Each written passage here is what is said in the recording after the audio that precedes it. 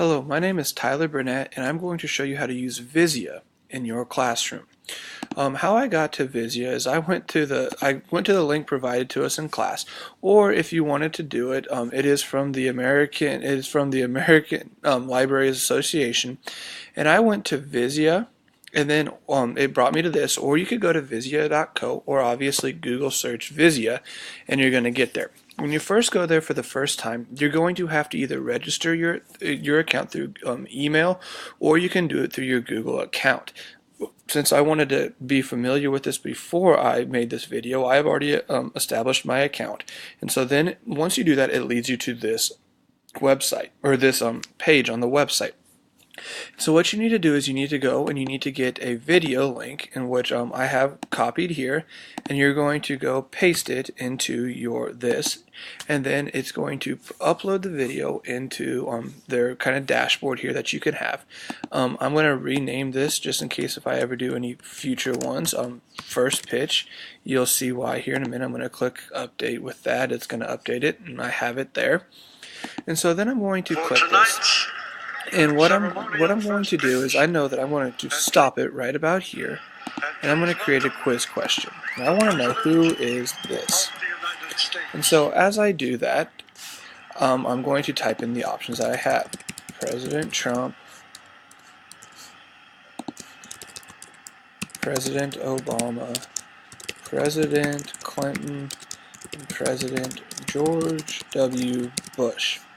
I'm going to click over here because I know that is the correct answer. That could help me for later on with this. And so then I'm going to come back here.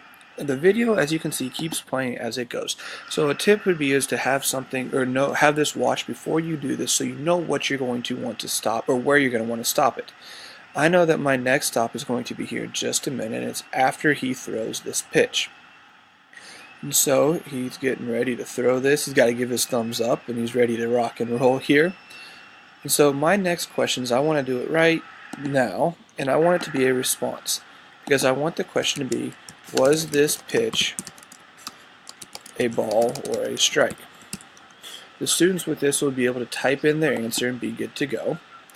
And so I know that my next question is going to be right about here. I could do it right now, but I'm going to wait just another second, so that gives them another little shot to look at it, and it's going to be about right here. And I want it just to be another quiz question, and I want to ask, who were the Diamondbacks playing? This was the World Series after 9/11, so I'm going to put the hometown team Royals. I'm going to put my favorite team, the Braves. I'm going to put the Mets, who are also in New York, and then I'm going to put the correct answer, the Yankees. I'm going to click over here so that I know that that is a correct way to, or a correct answer that I could have. I'm going to then save it. And as you can see, when I'm done, my answers can come down here in Google Sheets, and I can see what the students have done. But I'm going to go ahead and I'm going to preview this so that I can see what I did with it, to make sure that I didn't make any mistakes with it. So as you can see, the video starts to play, and we're good to go. It stops at those places that I asked my questions, so that students would then have to click the correct answer that they wanted to do. So once they answer, the video then continues on playing, and we're good to go. For the sake of time here, I'm gonna fast forward all the way up to here, so that you can see the different type of poll question that is, or the different response question. Was this a ball or strike? I'm going to say that it was a strike, and then I'm going to type it and continue, and then I will continue on. And so for this, I'm going to come back here to the main page with it and be good to go. If you are wanting to share this with your students, an easy way to do this is to take this. It will provide a link for you. You can copy this link, and you would be able to paste it anywhere that you are wanting to paste it.